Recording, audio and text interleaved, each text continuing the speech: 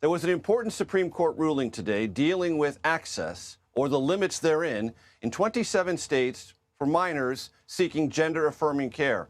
I want to bring in Jeff Rosen, who is the president and CEO of the National Constitution Center, for his perspective on that. Jeff, always great to see you. Thank you so much for joining us. Explain to my audience what the court decided today.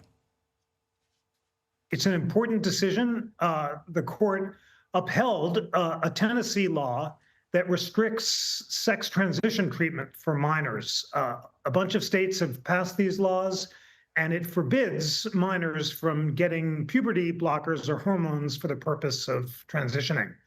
And the court, in a 6-3 decision, said that this law doesn't violate the Constitution because it doesn't classify on the basis of transgender status. Basically, it prohibits people from getting these hormones if they're under a certain age for the purpose of transitioning, but it doesn't prohibit using treatments for other purposes. And therefore, it doesn't trigger what's called heightened scrutiny.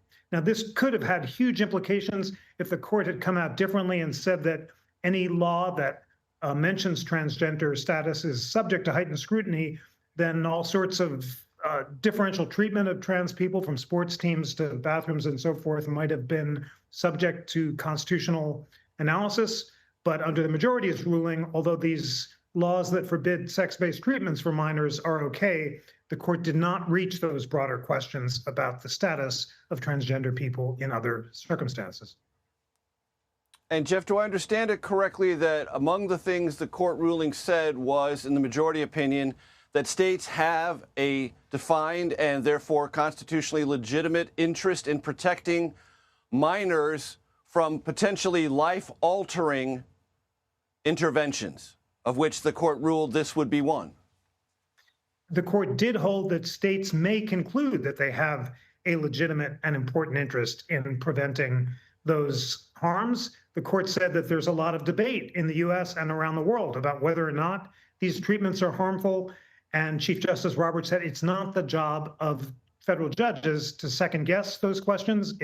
That's something that states should resolve on their own as part of democratic debate. And it is perfectly legitimate for a state to conclude that these treatments cause harms and therefore they can be banned. Does this in any way, Jeff, implicate a larger question about parental rights? It does not implicate the question of parental rights, although, of course, this does restrict parents from allowing kids to have these treatments, but it very much impacts the broader question of transgender rights. And basically, it gives states the discretion to reach different conclusions about how to treat, in particular, transgender kids in this circumstance, and doesn't constitutionalize the whole question of transgender rights. The three dissenting justices, Justices Sotomayor, Kagan, and Jackson, would have subject any law that discriminated or treated transgender people differently to heightened constitutional analysis. That would have federalized an awful lot of laws, as I mentioned, from sports teams to bathrooms to other areas, and made them subject to judicial review. The court avoided that by holding that these Tennessee laws aren't subject to heightened scrutiny, and therefore suggested that this is going to be resolved not in federal courts, but state by state. And just as a practical matter, Jeff, if you are a parent in a state with these restrictions, can you go to a state that does not have these restrictions and obtain the care for your minor if you so desire? Yes, you can. There's no federal ban on these treatments. Some states choose to allow them. And if you want your kid to have these treatments, you can go to a state that allows these treatments. Jeff Rosen, President and CEO of the National Constitution Center. Always great to have you, sir. I'll have you back in the program for a long conversation about the Constitution, the rule of law, and where America finds itself. That will come up in the not-too-distant future. If you're available, I sure hope you will. Thanks so much, Jeff. Look forward to it. Thanks so much.